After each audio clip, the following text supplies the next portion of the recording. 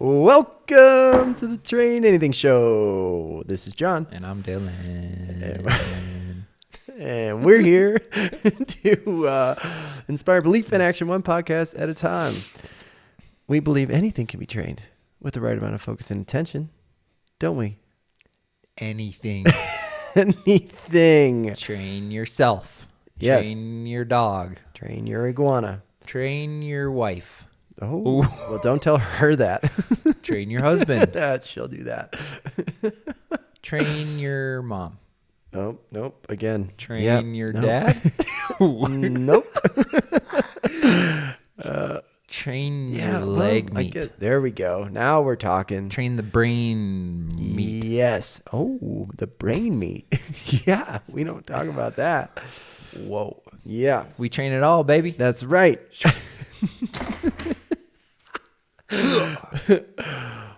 Anyway. Stoke. Yeah. Dude, we do train it We're all. here. Train anything. That's right. Come on. We believe it. We're endurance athletes, and we are are training our endurance That's engines. right. Yeah, all the time. Living and breathing. All the time. So that's what we're about here. Yes. Endurance. And today's sponsor, Johnny Boy. Running socks. That's right. Today's TrainAnything Show is brought to you by running socks. Says a lot about a man. What about his running socks? Tell us about your running socks. I'm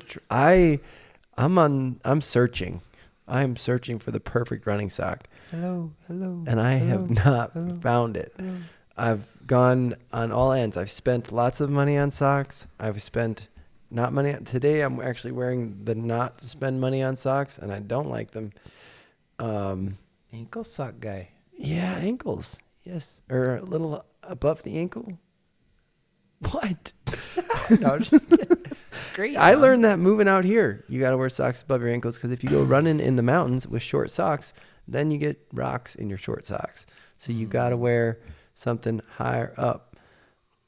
But I don't like the current sock I'm wearing.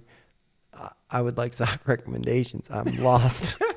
I'm lost. And then so I used to wear Swiftwicks. We're going to get into this. I like those. I did, but now they're way too tight. And then I realized they sell different levels of tightness, but they're also $20 for a pair of socks or something for one pair. And then you know what happens?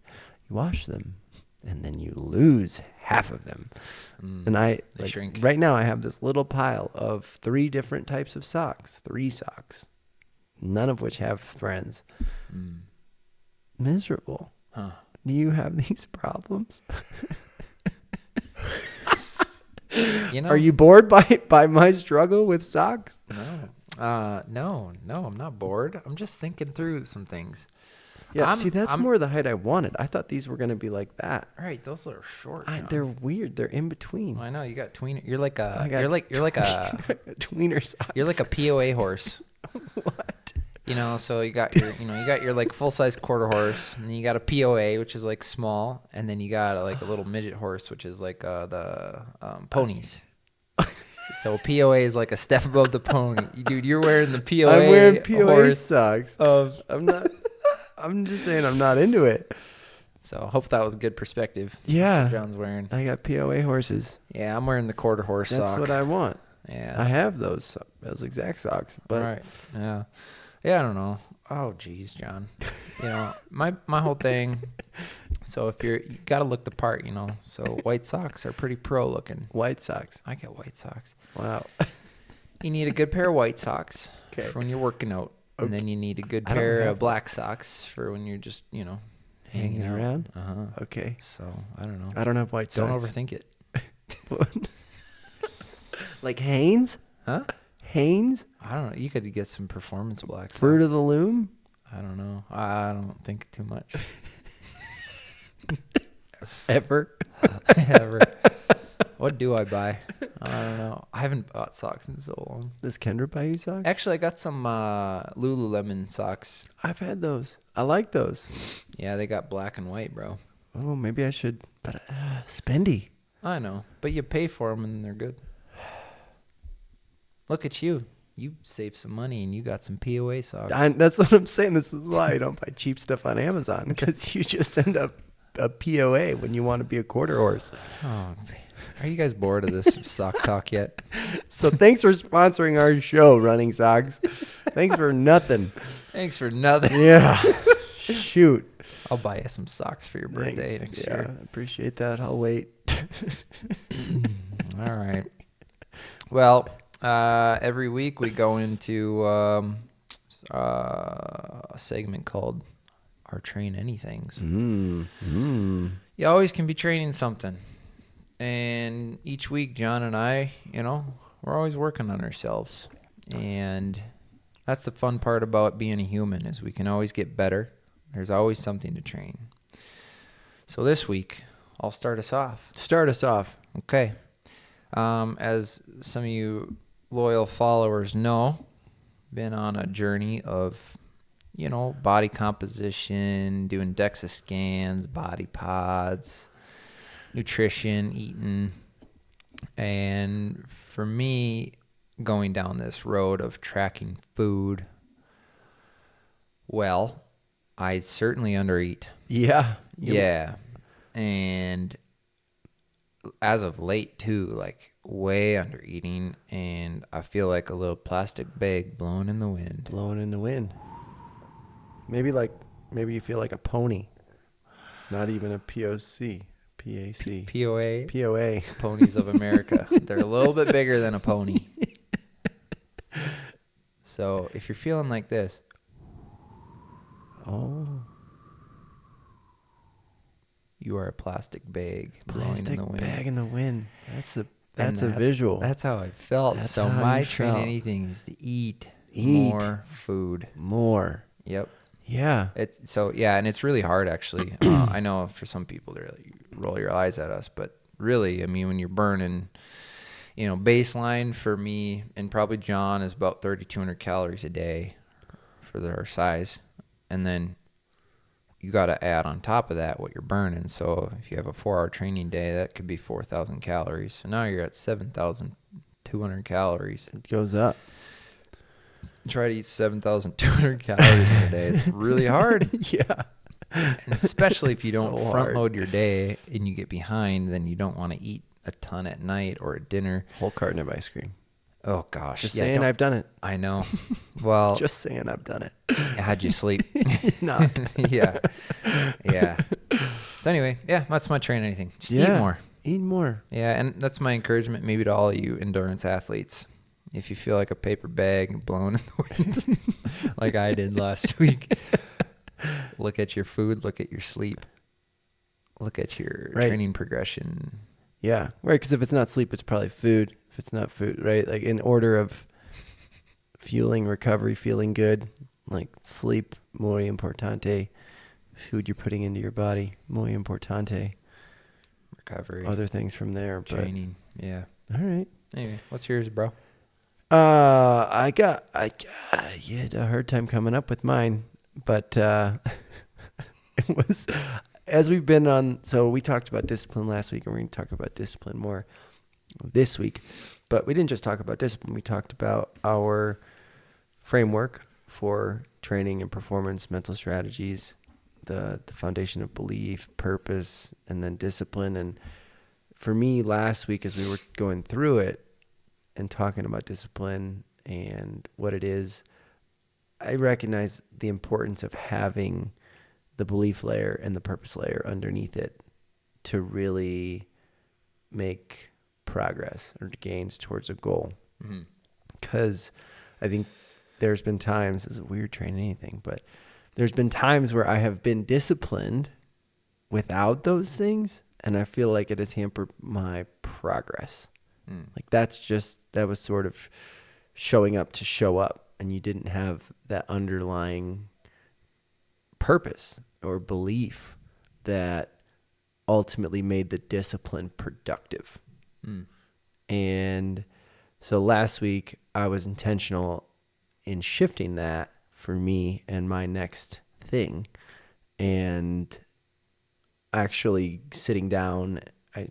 I didn't sit down and do it at a whiteboard because I do a lot of things at a whiteboard, but putting that framework up on the whiteboard, writing down what I believe, writing down my purpose, and then calling out the things I need to do to be disciplined. And it was a great exercise. Yeah. And it was inspired by our podcast. That's awesome. But it was it was mental training last week, and it works. We inspire ourselves. We're not here for you. No. We're here to make ourselves better. Yeah. It's good. No, because we do. but We're always working on ourselves. We're just here yapping. yeah, That's a good one though. yeah, Yeah. but yeah, like I'm here to say it works, because it changes your perspective in your sessions. Like, it just changes how you show up. It changes how you navigate things that don't go well. It creates that place where you can keep progressing and being productive. Yep. So Right. it's a great week. Yeah. Awesome. Good TrainAnythings. It's great. Eat more. They didn't even pay me to say that. Discipline. What? It's TA people. They didn't pay me to say that. Gosh, Just who saying. are those people? I was honest. I was not paid to say that. Elves It was and not paid advertisement. I'll pay you. I'll Certainly- pay you in Jolly certainly- Ranchers or As something. long as they're blue. Look at the blue ones, huh? I think so. All right, racing this weekend. We got one of our peoples. As far as we know, there's probably more. Maybe. I don't know. You know who you are. You aren't adding your races in the calendar. That's right. Now, Jason Smith, our boy, racing again. He's racing the Santa Barbara Triathlon. Santa Barbara. Santa Barbara, California. And What do they call it? Santa Barbara. They call it the Santa Barbara Triathlon. It's I thought they called it the 45. oh yeah, It just yeah. is I 45. call it the 45 for 45 miles. Yeah. 1 mile swim, 34-mile bike, and a 10-mile run.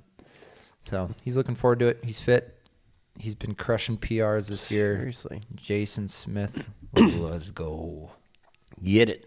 Dig deep, race with everything. Come on. Let's go. Nice. Love it. Yeah. All right. Anything else? No. All right. Those are everybody racing. Hey, pod meet. I brought it back. It's on. Love it. While summer's still out.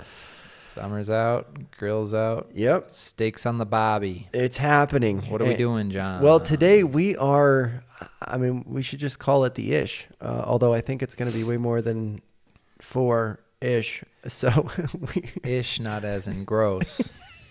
no. Ish as in maybe. Swag. Yeah, we are continuing we're going into the ish of our 4-ish part series on the mental strategies for training and performance. The last 4 parts, we've done 4 parts. We've done 3. But belief is where we started. Purpose and why was next. Discipline is what we talked about last week in more of an educational, I'd say, context. Like, what is it? How do you build it? How do you keep it going? But what we didn't get into last week as much was some of our more personal stories with discipline and how it showed up in our life, or how we see it showing up in other people's lives, just to give more context and flavor to it. And so that is what we're going to talk about today. Bada bing, bada boom. So it's a little bit of, DJ Pro Talks bend, amateur hour bend, and UFO band. We'll just let it ride. And then eventually we will get to performance. So all of this is aimed and geared toward building you up for that performance, which is what folks see when you're able to put all your hard work on display, in a sense. And we will talk about performance at some point, but not today. Today we're going to talk this day. more about discipline. John. Yeah, let's open it up. Do you want to? I'm going to question number 2. You're gonna jump it. Or All let's right. just stick Yeah. it. No. Let's stick it. No, no, All no. right. Is Let it discipline your flow. superpower? I was going to ask you that question. Oh Gosh. Is it? Okay. Okay. Let me think. Yeah. Think about this. So, yeah. Is it? Is discipline your superpower? You're a professional athlete. Does it have to be? I think it is. Yes. Right? I think Maybe? it is. Because you can have belief in yourself, right?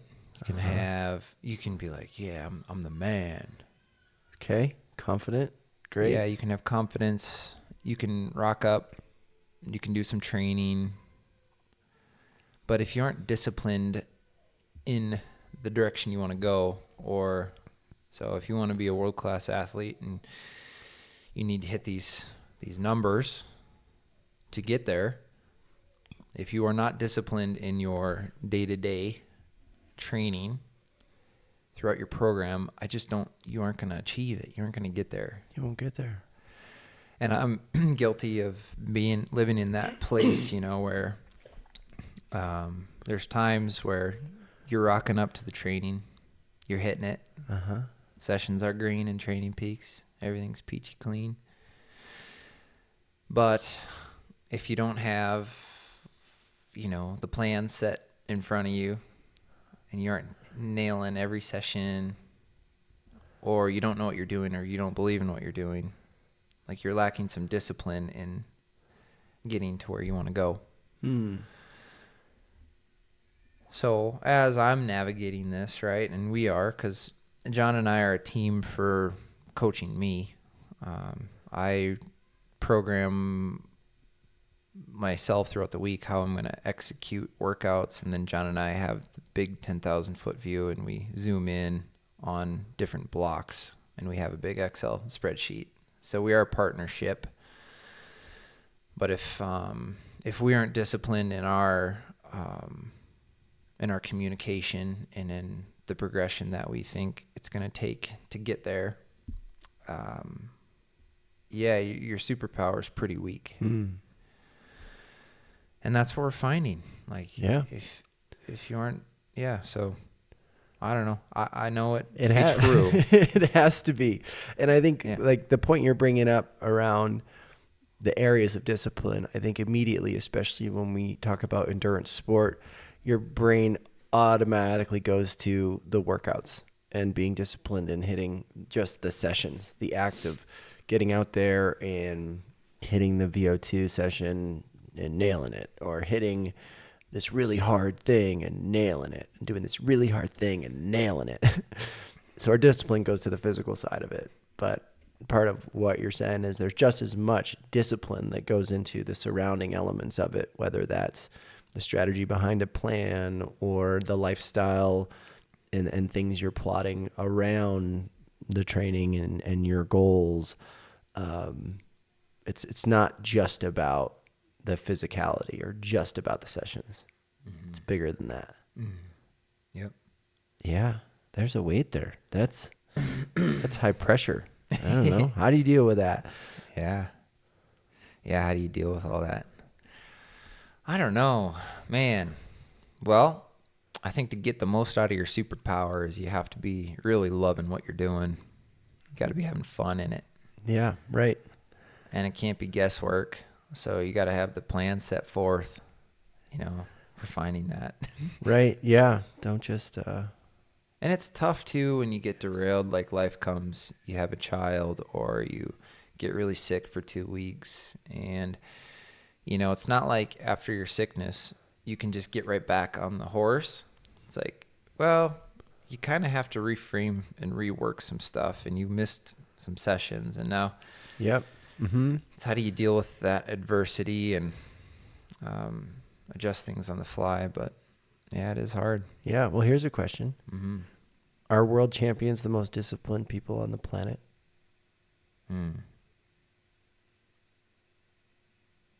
Probably. Wow.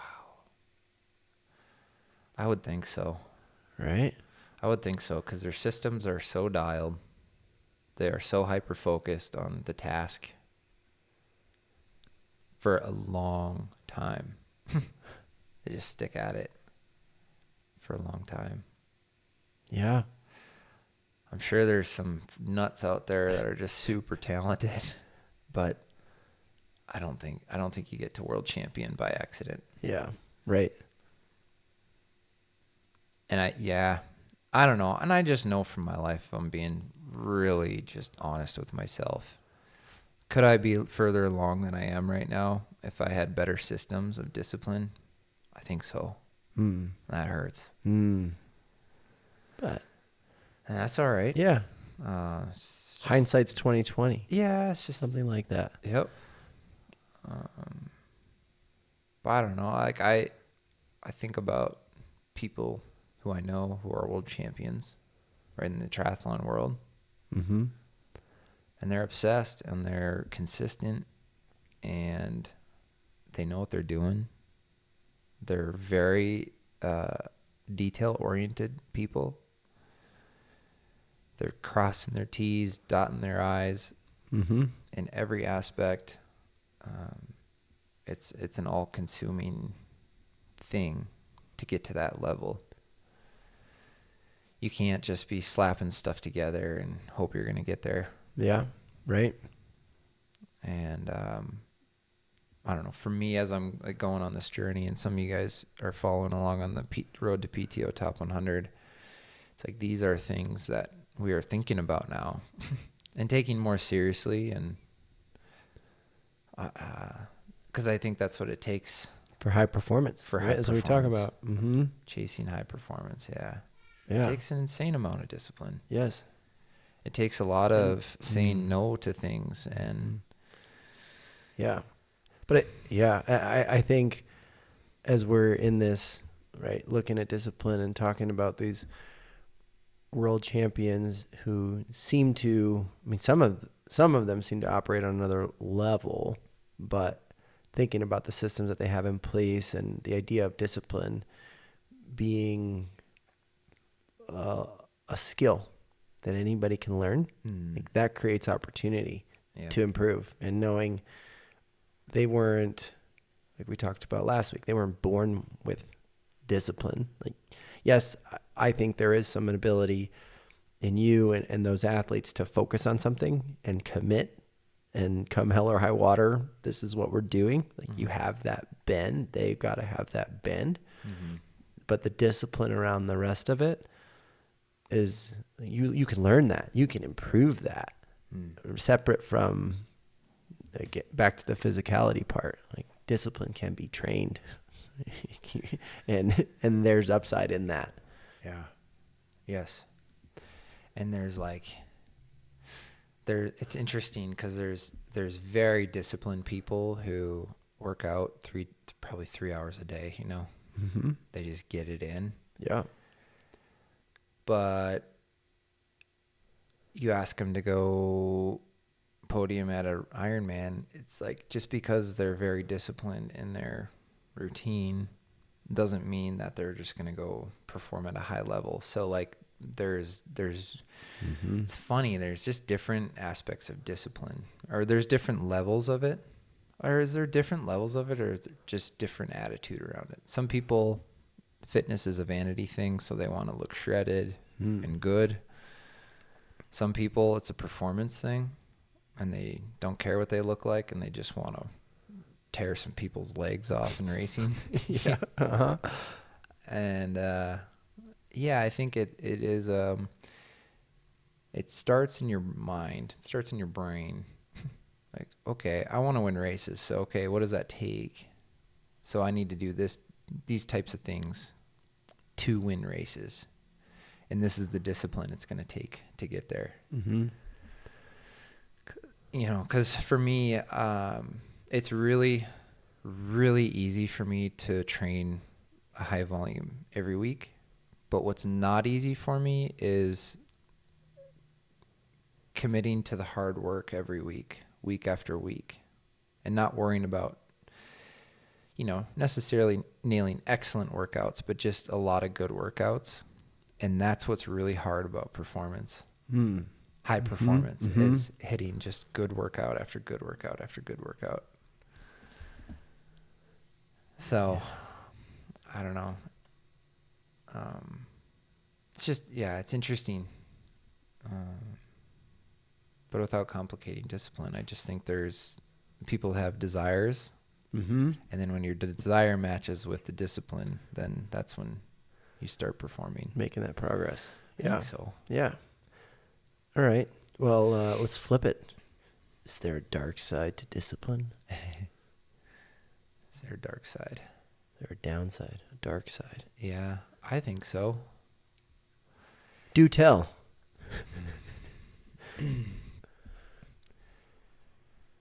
Well, I think we do, we don't live in a perfect world. So, you can't be this perfect human being. And I think if you want to do something great with your life, you have to make a lot of sacrifice. And I think that could be seen as a dark side. And maybe it is.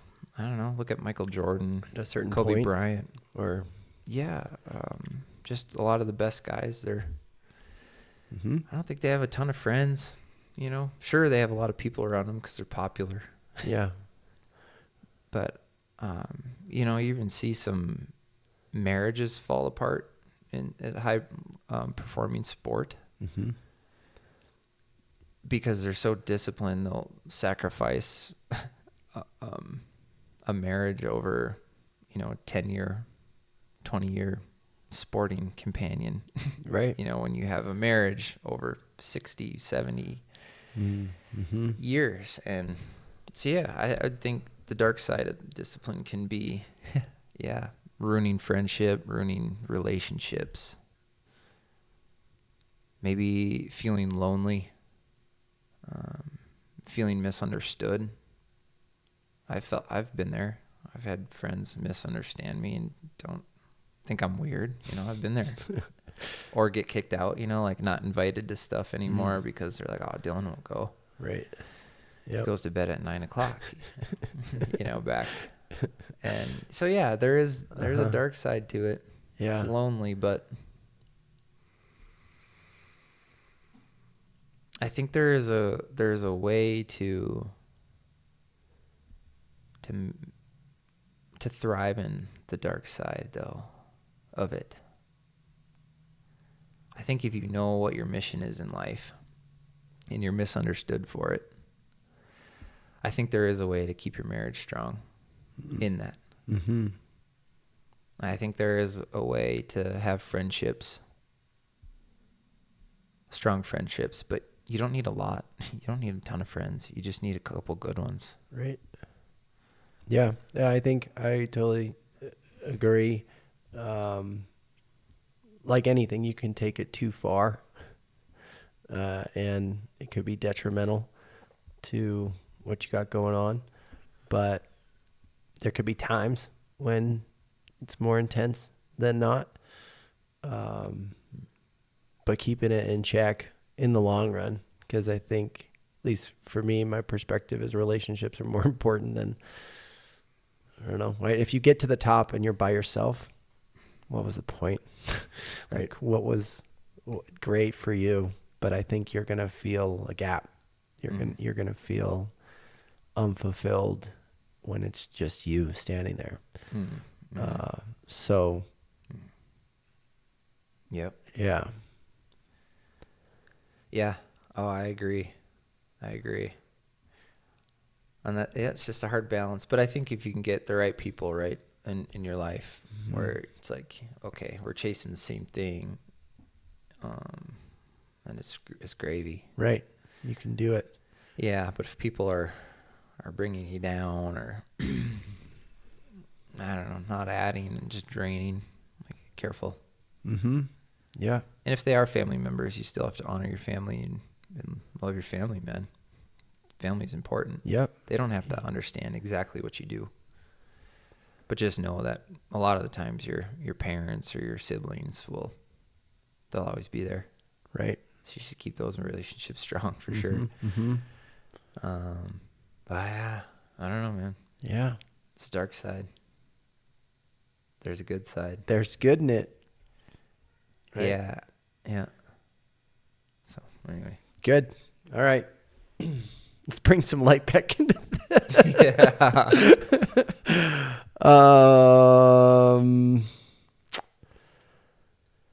I mean, do you have are there any particular stories, moments in your life where, and maybe you've talked about some before, but where you really made like the active choice? I should just ask the question like I'm asking someone who does this every day, but maybe in your upbringing or where you made the choice to be disciplined, whether you knew that that's what you were doing, but you made that choice and it, like there was fruit, whether it was a habit or, I don't know what it was, but anything in particular that jumps out. You mentioned as a child, so my brain went from like current to now as a kid. Just trying to open it up. Yeah.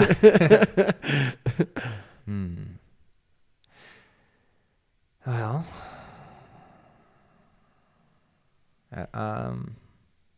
so I'll say it again quicker. I think I have something. When was a time where you chose to be disciplined? Right. And it paid off? Yeah. And you made that active choice? Yeah. Well, I think I had like just a fun story, I guess, from when I was a kid, when I think I started to develop my discipline. And so I grew up on a 50-acre horse farm. It was very heavily wooded, and my dad had a big shop below the house. There was a wood-burning stove in there, and he was a carpenter. So he worked hard, and to heat his shop, we would cut trees down in the fall and split wood. And I love doing that with my dad. And it's like just good memories that I'll always just cherish and remember. But I just remember as a kid, my dad would be very proud of me for working hard and fast, So when I would hustle and do the right thing and, be good with the tools and set things up and he would say, good job for putting that axe up on the tree, or little stuff like that, or way to hustle, like, wow, that's fast, Dylan. I was like, oh, my dad, because dads are so powerful in a boy's life. And I love that. And then when we would bring the wood into his shop, he had a side shop, and then we'd have to split the wood and then stack it. And I just got really good at splitting wood.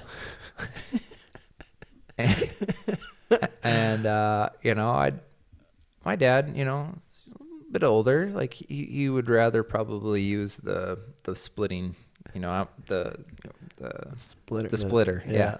The hydraulic splitter. But I was like, I'll do it, Dad, and I would work so hard. My dad would leave, but I'd just stay out there. I'd go back later in the afternoon, and I would chop the whole, 2 cords of wood that we would stack, and I would stack it. And I'd be out there for 4 hours just working, cutting wood, stacking. And it was like this simple. Doesn't get much simpler. Yeah. More analog. Yeah. It's like no music. Axe, it was just wood. Axe, work hard, split it, stack it, keep it clean. Yeah. You weren't listening to a podcast or. No. What is this? Circa what? 2002? Oh, yeah. I don't know. Something like that. Yeah. I mean, all the way through junior high school. Mm-hmm. So I would have been, 15, 16, 17, 18.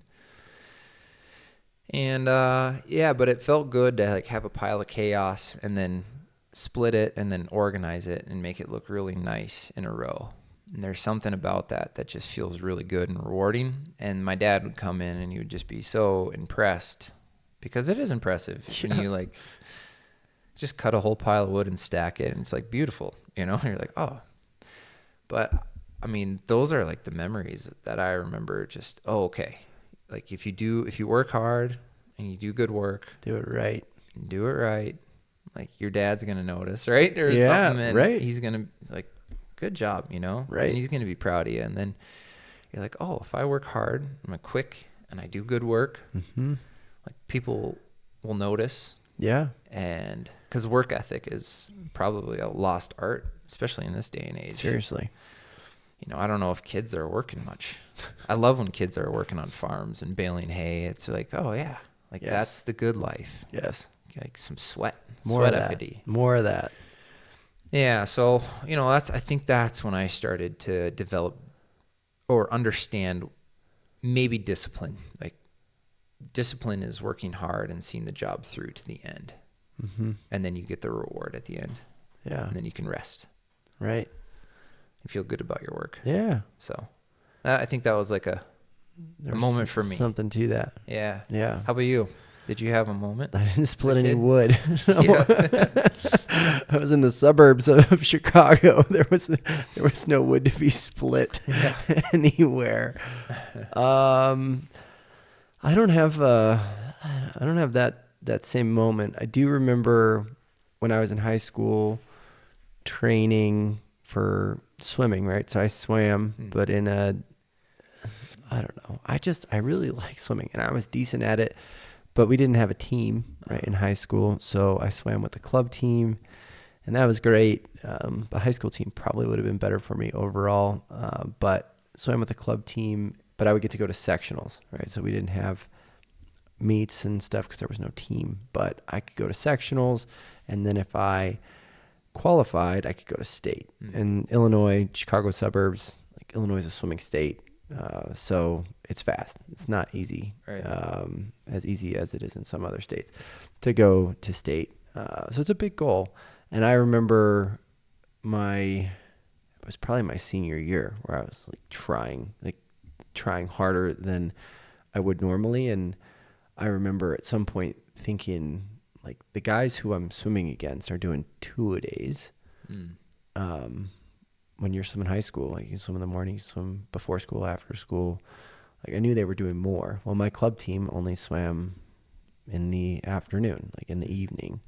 So I thought, okay, well, how do I get more? Like, how do I do more? And I added running to my training. So I would get up before school on my own. Like no coach was telling me to do this. My parents weren't telling me to do this. Like what can I be doing to get more out of my fitness, whatever. I started running in the morning.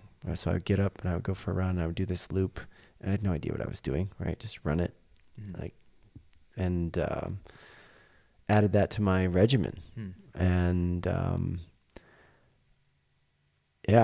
was just one of the times I remember doing something more that I knew I should, that I hoped would pay off. I mean, running and swimming aren't exactly the same thing, but it's fitness. Probably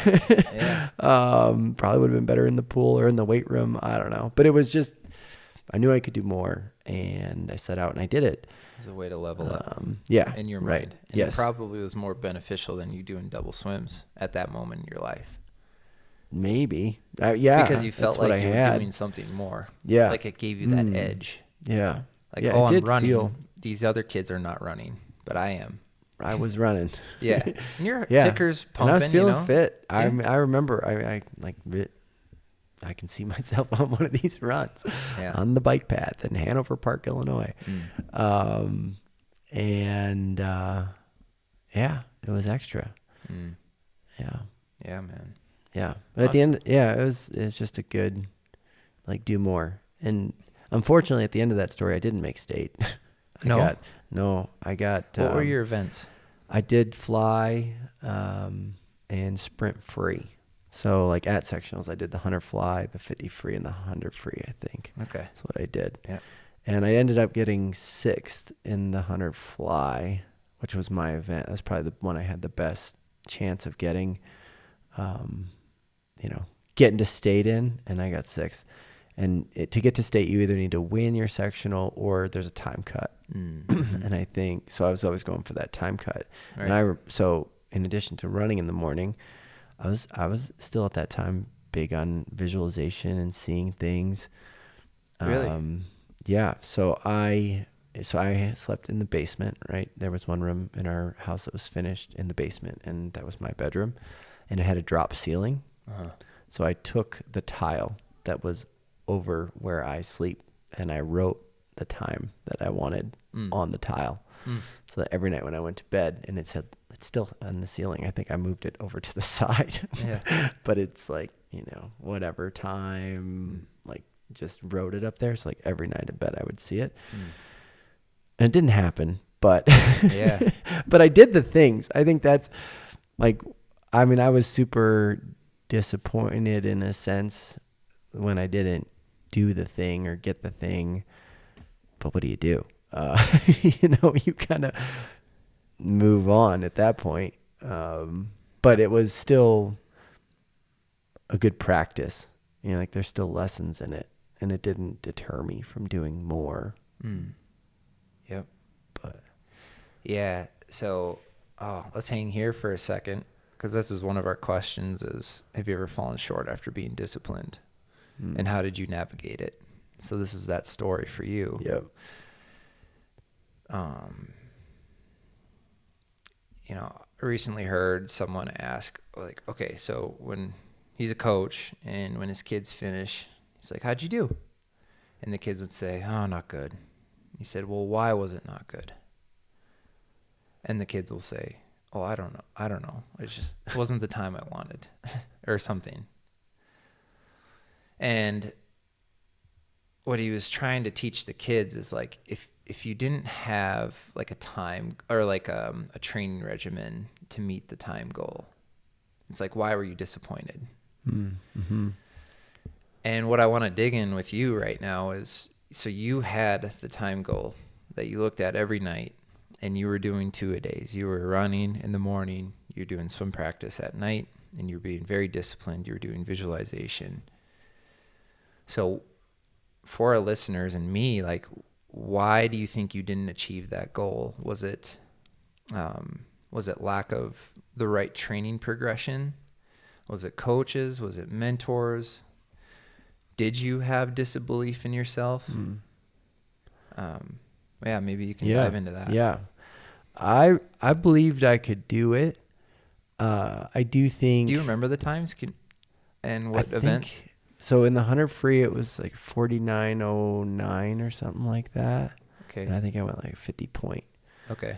In the 100 fly, it was probably like, I have to go to my basement, a 53, and these are yards, like a 53.9 or something. And I went a 54 change, you know. Okay. And the 50 free, I was further away, but 100 free and 100 fly was close. But I thought I could do it. So I feel like that part was strong. I do think. So your mind was strong. Yeah. I believed I could do it. Yeah, I hadn't done it, but you taper, right? You go into a big meet and you taper. And so even though I hadn't gotten those times before, it's like, well, this is the flow of the season. You don't hit your best times if you do it right until you're at your big meet, which was sectionals. So hit the big taper meet. And so I was within spitting distance in the meets before. So yeah, I thought it was possible. I do think the training, I don't think I had the right training and some of the reps. So one, you know, I didn't have like a personal coach, right? So I'm in an age group swim team and we're doing workouts that the coach is writing for. Everyone's doing the same thing. Everyone. Yep. Yeah. So, you know, and yes, I was in the fast lane, and yes, I was leading the fast lane, but like it was just me, you know? So I feel like I would have benefited over that time from other people being around pushing me, right? I think that's one of the benefits of high school or any kind of group sport is you have other people who have different good days, bad days, strengths, who then get more out of you. So I feel like I didn't have that through most of high school. Like I was usually the fast kid on our team. So at meets, I would get to race other people who were faster than me. But because I wasn't in the high school program, which is where all the fast guys were, because most of the schools had swim teams, I didn't have that in my environment. So maybe I would attribute some of my shortfall there to environment through that time in where I was at.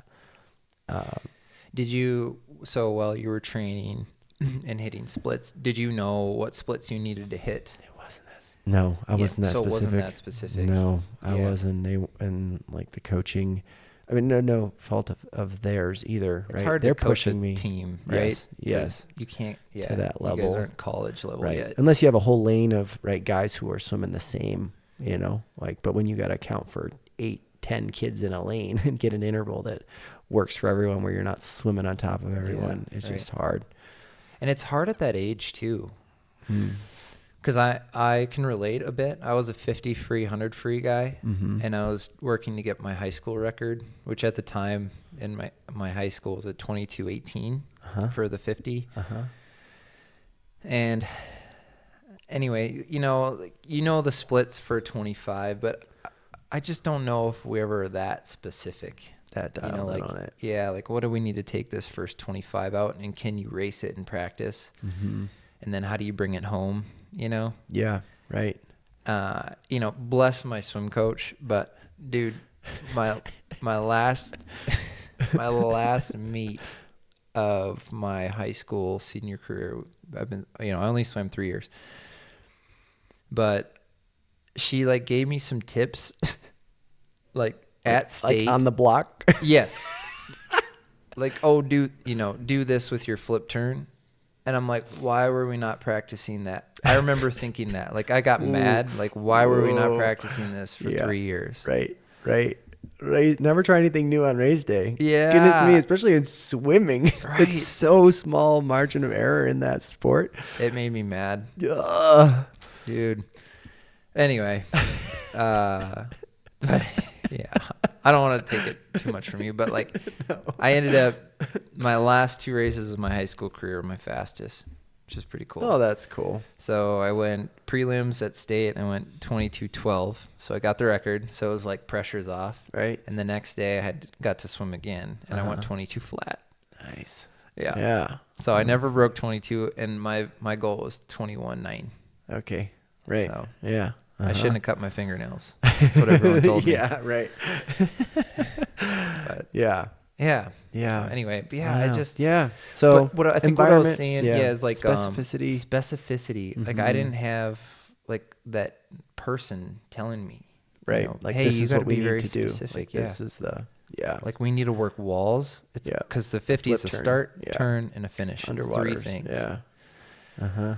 Yeah. I am right. It's it's a little more complex. Yeah. 200 free. It's more complex. Yeah. Right. And it's a pacing strategy, but for some reason, yeah. And I don't know if I just could grab it at that age. Yeah. As I can now as an adult, like you. Yeah. It's how do we get really specific? Yeah. Yeah, that wasn't so much there. I also think from a developmental side on the training front, when you're in a high school program, you have meets all the time. And that's just reps, and it's pushing yourself outside of your comfort zone to be at that red line, and you're doing it twice a week. Yeah. I didn't have that. We had ISI meets every once in a while, every other weekend.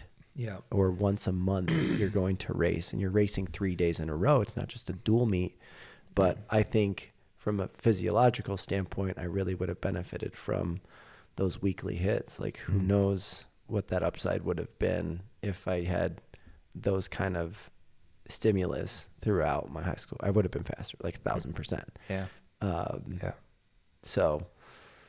And I think that's what gives us passion as coaches too now is, when you go through a lot of these things, you just want to help foster better habits or at least plant seeds in our athletes to think about something. Yeah, totally. That maybe we didn't when we were younger. That could have really helped us develop and get there. Yeah. Yeah. But I got over it. I still went and swam in college. Only got marginally faster. Yeah. But and I don't think I was definitely disappointed. But what do you do? I don't know. Yeah. Right. Everybody was still happy, my coaches and parents and everybody was still stoked. And so, it was still. What do you do? Still good. Yeah. But I think the value, so this is back to like the question, like the value, what the takeaway, like I didn't walk away from that thinking, well, no, I'm not going to go be disciplined ever again. Or, you know, it's like, just how do you be sharper? How do you keep up those habits? I think that the habits are still relevant and important to bring forward into the next thing. It just, you know, not necessarily about the outcome on that day. It's like that discipline that I learned and implemented throughout that build, something I could take into the next thing. And that's why kids do sport. I mean, when they're not going to be professional athletes, that's part of the reason why you do sport in the first place, is to learn discipline. Yeah, right. And geez, it feels good to push yourself. Yes. Just in general. So everyone should be doing sport. 1,000% agree. Yeah. I'll do a short one. Have you fallen short after being disciplined? How did you navigate it? So, you know, for me, I get super hyper focused on something in the past, and I'll see it through until I see the checker flag or God. No. Yeah. But you guys know, maybe I had a stint with vegan. I ate vegan for a few years, and I was very disciplined in my eating, and which unfortunately ended up leading to a big injury and overtraining and pneumonia. So like this whole big, like I was so focused and the world revolved around me in sport. This was like end of 2014, 2015. Yep. And yeah, and it spiraled, man, and I imploded. Yeah, right. And during that time I was getting fast for sure. Okay. But then there was an implosion part. So that's like the dark side to discipline if it's not channeled correctly, or maybe part of learning. Right. And sometimes you got to fail really hard during discipline to learn. Yeah. To level up.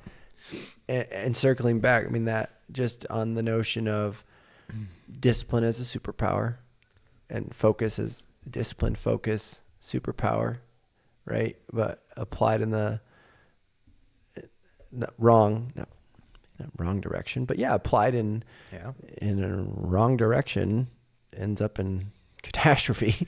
Right. So it's our with great power comes great responsibility, kind of notion, right?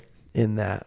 And then how I navigated it was just recover, and I don't want to be that person, because now I had a very serious girlfriend at the time who's now my wife. And it was either the veganism or her. You had to choose. No, it was definitely the obsession with sport. Vegan. Just better balance in life. So balance, family is first, right? You want to be be standing on the podium with people who love you, and who've been on the journey with you, not alone. And that was a come to realization. Like, okay, Kendra is going to be there with me until I die. Yeah. Or I'm going to be there with her until she dies, and that's going to be a long time, hopefully, God willing. But this sport is so small and finite, but there is a way to navigate it. So I had to learn that. I had to navigate that. And then with food, I had to navigate food. So I broke myself. Now I got to figure out my food. Yeah. And I came to that rock bottom, so that I could come out of it. But anyway. Yeah. So that's good. Yeah. Next question. Next one. Well, and then I got to go swim. I know, that's what I'm saying. So I think, the other thing that we've both touched on in the last episode and this one is using the bottom. Right. So oftentimes you got to find the bottom to go and eventually find the top, or to move towards the top. You have to bottom out, and that's part of life. And I think a reset when we're calibrating, because there is no right answer, right? What to be disciplined in, or how disciplined to be in this particular area of life or that particular area of life. Like, what is that formula? Different for everyone, different certain place and time. And the only way to know is to try it out and to commit to something. And then when it goes, if and when it goes sideways, adjust, Right, yeah. find those bottoms to find the next top, and Yeah. and just keep going. Yeah. It's a never ending journey. Yeah. But you got to be up for it. Yeah. Mm-hmm.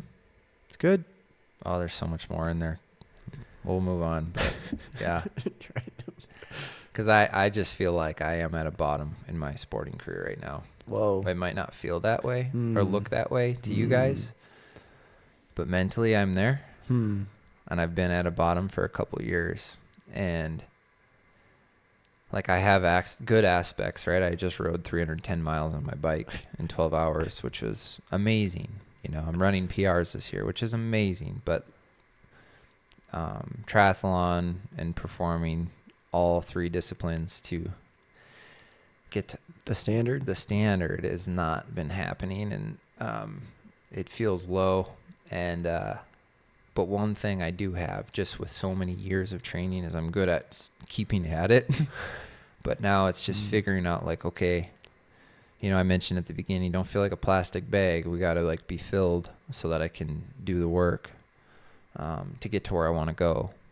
And I'm in that journey right now. Like, I started this YouTube series at a very low point. Like, I wasn't super happy.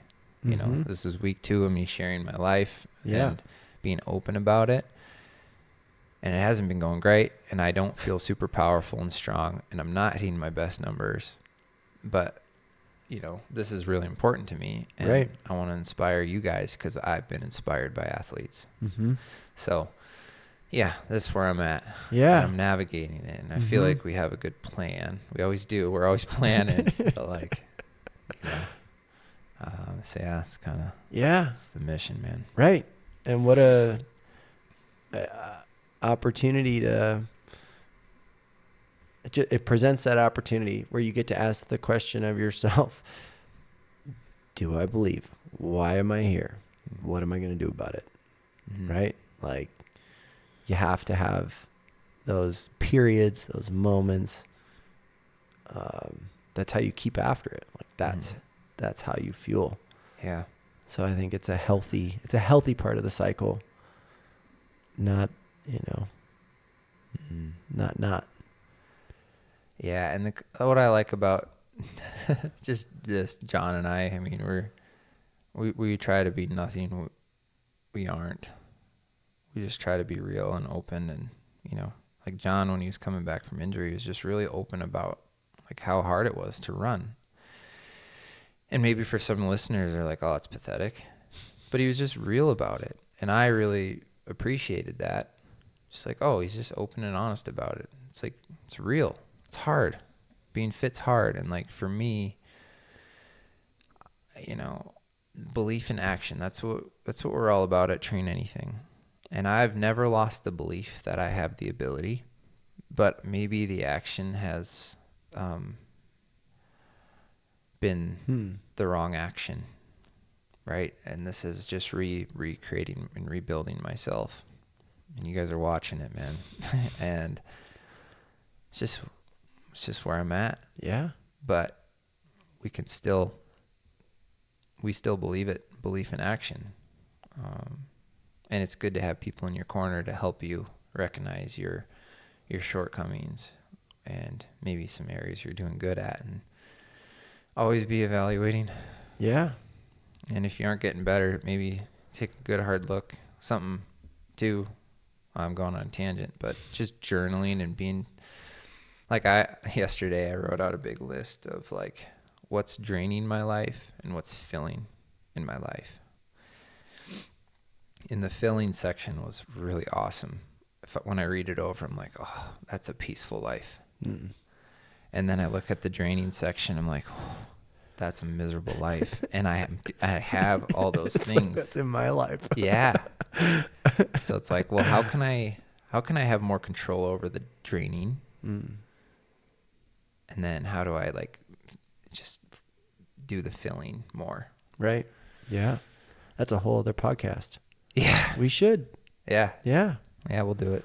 Yeah. Anyway, so stuff to think about. Yeah. Nuggets. It's super important. And I didn't mean to cut you off, but like, yeah, that how do you in pursuit of a goal that's all consuming and that requires so much discipline, figuring out that balance of, and the things that are going to give you that momentum and that edge on the fulfilling side and the fill you up side, like max those things out and limiting the others. Like there's just got to be strategies there that you're thinking about and that we can dig into and share. Yeah. I think it'll be a good one. Mm-hmm. Yeah. Once I get figured out, I got to get dialed, bro. Hey, we got to figure out the training stuff. You can train anything. That's right. That's right. Gosh, our branding's on point. So good. We're so good. Hey, you can train anything. That's right. Believe it. All right. What should we do? Jump to the bucket pole? Jump to the bucket pole. Yeah, we could wrap discipline. I thought just resetting back on a lot of the themes of the pod in the last few episodes on this topic, the base foundation of belief, super important to have that.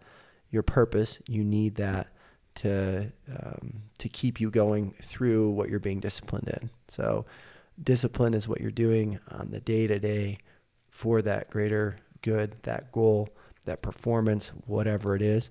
But it will feel empty and it will feel harder than it needs to be if you don't have that purpose and that belief dialed. And so thinking about all of you reflecting, even like we did today, like thinking about those moments in your life where you chose to be more disciplined in something and you learned something from it, whether it was a new habit or maybe you did accomplish that goal and then you had to learn what do you do when you accomplish the goal to set a new one and navigate that.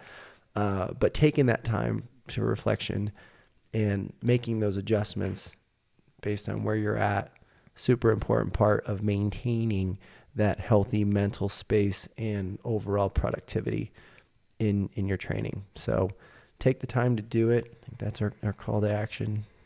Grab a friend, grab a bike ride, and tell some stories about this stuff because we all have them. Mm-hmm. We all have them. For sure. Yeah, for sure. We might even have another part on this. Yeah, we might not be done. Yeah. So, hence the ish. All right, bucket pole. Asher's helmet. Today's bucket. Tiny helmet. A tiny little helmet. All right. That question today. What role does mobility play into training and performance? Mobility. So mobility work. Work. Yeah. Is it important? What would you say? Should we do it? Yeah, I think it is important. Mm-hmm. Stretching, jury's still out. I think if you're always been a stretcher and you're operating healthily, you're still doing endurance, keep doing stretching. I wouldn't add stretching, but mobility, I do it before every run, and I run 5 days a week. Mm-hmm. Yeah. So, and it takes me 1 to 2 minutes. Just dynamic warm up. Pretty long. Yeah. Yeah. So side shuffles, forward leg swing, back leg swing, arm circles, knuckle draggers. Yep. Like that's mobility to me. Mm-hmm. Yeah. But like, should you really force it every day? I don't know. What do you think? I think, like most things, it depends. I do think a healthy flow with whether it's dynamic stretches, static stretches, foam roll. I put foam rolling into the category of mobility, and just keeping tissue loose. I think that will aid recovery. I think we put bands into mobility as well. Yeah, side step, monster walks, band work. So I think it's important for longevity. Those sneaky injuries can get you especially if you're increasing volume. I think the more you, maybe this is the way I put it, the more you increase volume, the more mobility is important because you're going to want to aid that recovery as much as you can. The more volume you're doing, and the mobility work can help that. So if you're not doing a lot of volume, maybe you can recover well enough between sessions where you don't need that aid, or maybe you can get by without it. I'll say roll the dice on it. Right. But I think even in my training, I found the more volume I do, the more it's better to foam roll or to keep up my lateral band walks and things to keep from getting injured.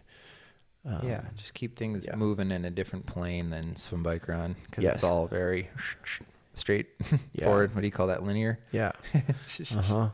Yeah, we need to get you moving in non-linear. Yeah. I think, at least weekly. And I think the only other, so the other side of that I'd talk about would be, let's say your shoulders are super tight and they're affecting your ability to swim.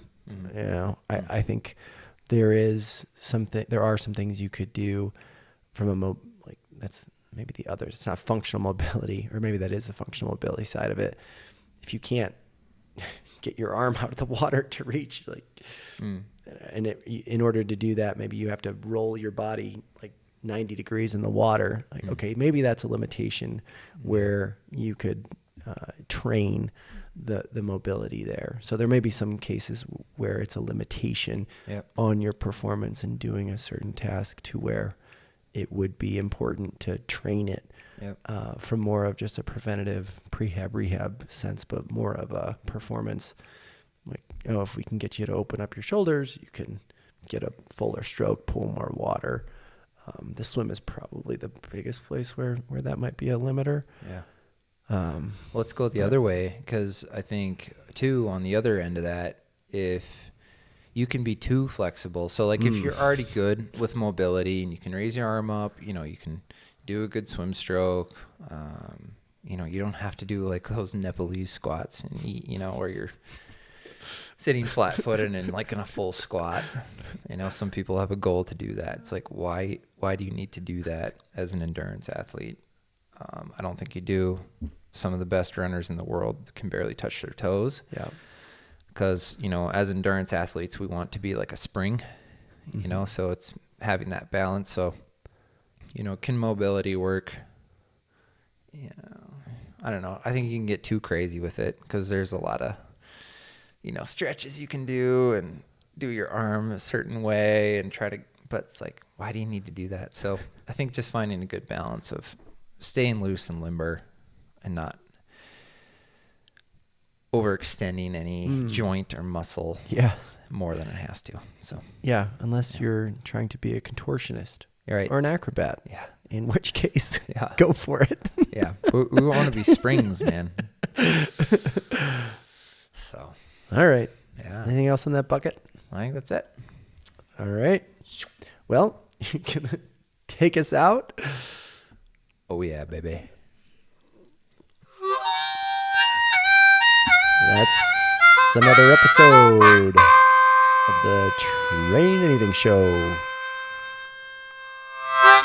Thanks for coming. See you next time. Out.